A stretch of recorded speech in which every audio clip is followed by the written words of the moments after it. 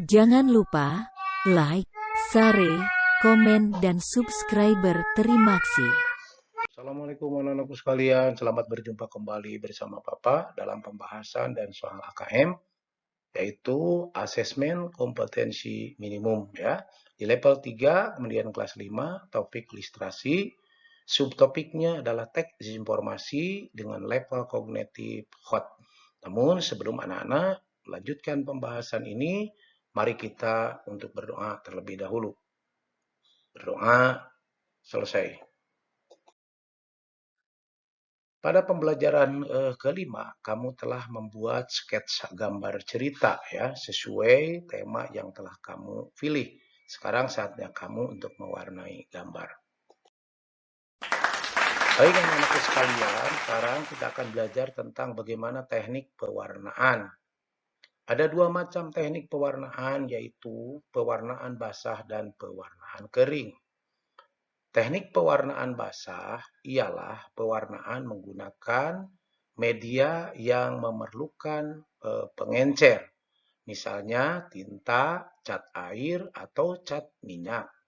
Sebaliknya, teknik pewarnaan kering ialah pewarnaan menggunakan media yang tidak memerlukan bahan pengencer, yaitu misalnya pensil warna atau krayon, atau misalkan oil pastel. Baik anak-anak, sekarang kita akan belajar tentang bagaimana cara soal-soal yang berhubungan dengan AKM. Kita di sini ada soal pilihan ganda. Baik, kita lihat. Di sini kita akan belajar bagaimana tentang pembelajaran AKM yang sekarang sedang digencarkan oleh pemerintah. Berdasarkan informasi bacaan di atas, ada dua macam teknik pewarnaan, yaitu A. Pewarnaan basah dan pewarnaan langsung. B. Pewarnaan kering dan pewarnaan dasar.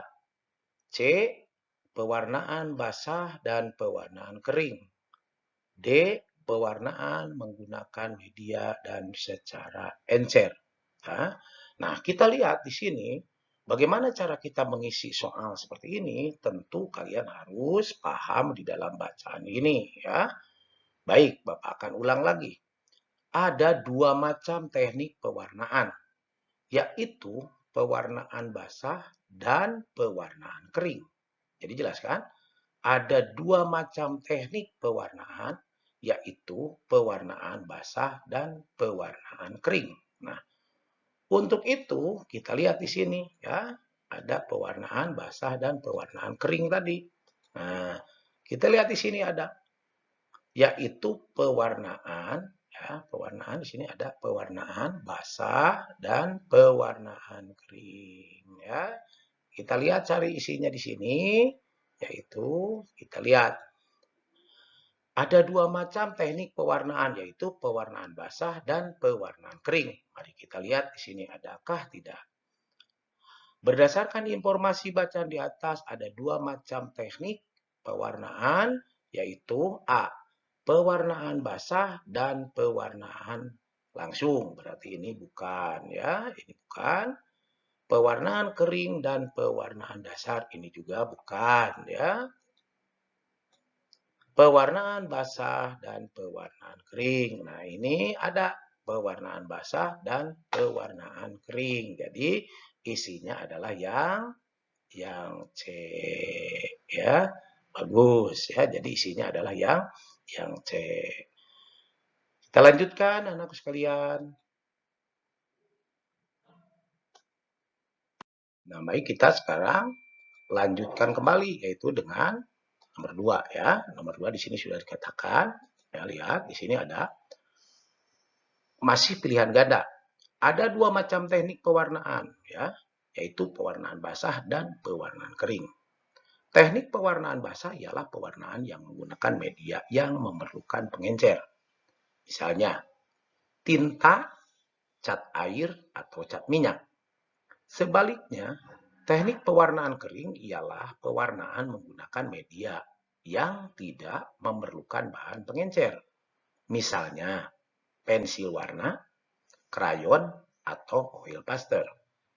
Berdasarkan informasi bacaan di atas, teknik pewarnaan kering adalah, yang ditanyakan adalah di sini adalah teknik pewarnaan kering. Ya, kita cari apa teknik pewarnaan kering ini. Di sini ada teknik. Nah, pewarnaan kering ialah, nah, gitu ya. Baik, kita baca. A. Pewarnaan yang menggunakan media yang memerlukan pengencer, misalnya tinta, cat air, atau cat minyak. B. Pewarnaan yang menggunakan media yang tidak memerlukan bahan pengencer, misalnya pensil warna, krayon, atau oil pastel. C. Pewarnaan yang tidak menggunakan media yang memerlukan pengencer. D. Pewarnaan yang dilakukan dengan menggunakan tinta, cat air, atau cat minyak. Nah, kita lihat teknik pewarnaan kering adalah, nah ini teknik pewarnaan kering adalah atau ialah pewarnaan yang menggunakan media, ya. Pewarnaan yang menggunakan media yang tidak memerlukan bahan pengencer, misalnya pensil warna, krayon, atau oil pastel. Nah, kita lihat apakah ada di sini. Nah, pewarnaan menggunakan media, adakah pewarnaan yang menggunakan media? Nah, penggunaan media yang tidak memerlukan bahan pengencer. Jadi kuncinya tidak menggunakan bahan pengencer. Nah, ini ada yang tidak menggunakan bahan pengencer, misalnya pensil warna, krayon, atau di sini oil pastel. Jadi di sini isinya adalah B, ya. Jadi kita hati-hati ya.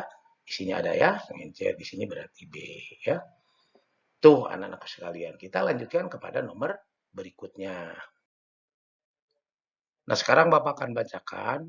Rangkaian gambar berikut merupakan gambar dari sebuah cerita tentang seorang anak yang tidak mau bekerja sama dengan temannya dalam menyelesaikan tugas mewarnai. Saat melihat teman-teman lain telah menyelesaikan tugas, si anak mau bekerja sama untuk segera menyelesaikan tugas. Nomor 3, soal pilihan ganda kompleks. Dalam cerita bergambar, akibat tidak bekerja sama, di atas terdapat contoh sikap bertanggung jawab atas tugas yang diberikan. Sikap bertanggung jawab memang harus dilatih sejak kecil supaya menjadi kebiasaan hingga kita dewasa nanti. Tolong diperhatikan ada sebuah pernyataan dan jawaban. Nomor 1, sikap Jaka dan Rudi. Nah, ini ada sikap Jaka dan Rudi. Di sini ada ya sikap Jaka dan Rudi. Nah, ini. Nah, sikap Jaka dan Rudi sudah melakukan tanggung jawab pada tugas yang diberikan guru. Kita lihat nomor 1. Jaka dan Rudi diberi gambar. Gambar harus diwarnai bersama. Berarti ini sudah harus ada rasa. 2. Sikap Jaka dan Rudi sudah tepat melakukan tanggung jawab pada tugas yang diberikan guru. Nah, di sini nomor 2. Jaka di sini ya mulai mewarnai gambar. Namun Rudi masih saja bermain. Jadi di sini masih saja bermain. Jadi sikap Jaka dan Rudi, kalau Jakanya bagus, tapi Rudinya dia berarti di sini adalah pernyataannya adalah salah, ya. Sini. Kemudian nomor 3, teman Jaka dan Rudi sudah tepat ya melakukan tanggung jawab mewarnai tugas sampai selesai. Berarti di sini kita lihat teman-teman lainnya menyelesaikan atau selesai mewarnai. Teman-teman lain selesai mewarnai. Berarti di sini sudah ada rasa tanggung jawab benar. Dan yang keempat, permintaan maaf Rudi pada Jaka tidak mencerminkan sikap tanggung jawab. Kita lihat di sini ada Rudi meminta maaf, ya. Jadi kalau orang minta maaf itu bagus, tapi di sini tidak mencerminkan, berarti salah, ya. Karena kalau meminta maaf harus sudah mencerminkan, salah. Itulah anak-anakku sekalian. Kemudian kita lanjutkan kepada nomor berikutnya. Ini ada Nomor 4 yaitu uraian tertutup. Nah, kita baca lagi ya. Kita sering mendengar kata lepas tangan atau lepas tanggung jawab. Maaf. Artinya tidak mau mempertanggungjawabkan apa yang sudah dilakukan. Dalam bahasa Indonesia, lempar batu sembunyi tangan, ya. Hal penting yang harus dipahami dan dijalankan oleh seorang pelajar, setiap siswa harus menanamkan rasa tanggung jawab pada diri masing-masing.